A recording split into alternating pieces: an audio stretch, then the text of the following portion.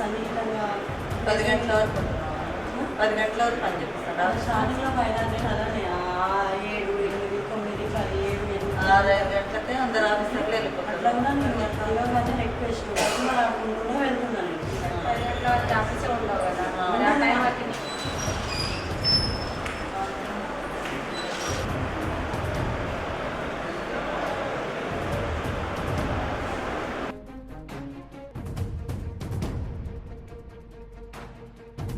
Genuine గా ఉంటే officers కానీ తోటితో వర్క్ చేసే మీకు అండగా ఉండేవాళ్ళు సార్, మీకు అండగా ఉండేవాళ్ళు. ప్రాబ్లం ఉంది అని మేము అంటున్నాము. నేను అడుగు తీస్తే కిలోమీటర్ దాకా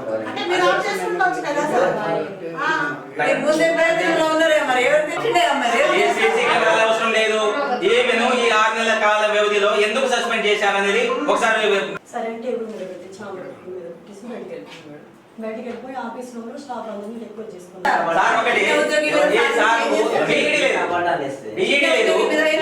లేకుండా ఒక డిఓగా విధులు నిర్వహిస్తున్నారు. అదే విధంగా ఈ బయ్యారం గంధంపల్లి చిన్న చిన్న తప్పు ఎవరైనా చేయొచ్చు, దానికి మెంబర్ రూపంలో కానీ నోటీస్ రూపంలో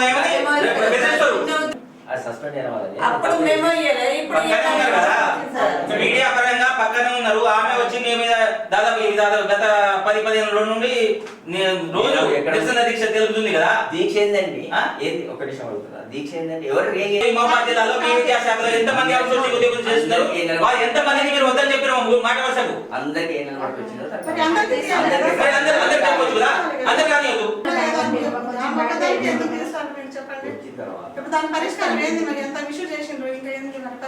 పరిష్కారం సార్ సస్పెండ్ చేయాలి. ఒకటే సార్ సస్పెండ్ చేసేంత వరకు మనం అందరం కలిసి పోరాడి సార్ సస్పెండ్ చేయాలి. ఫస్ట్ సస్పెండ్ చేసిన తర్వాత సాధ్యం కాకపోతే ఆ టైంలో ముఖ్యమైన టైంలో ఇంటర్ప్షన్ కలిగేది. ఆ ఇంటర్ప్షన్ ఏంది? పెద్ద పనికి పెద్ద ఇంటర్ప్షన్ కలిగేది. అది ఒకటి మేము కోరుకునేది ఏవైనా అర్థమైందా? ఒకటి ధర్మం ఉంటుంది, భగవంతుడు ఉంటాడు, భార్య ఉంటాడు, ఇవన్నీ ఉంటాడు.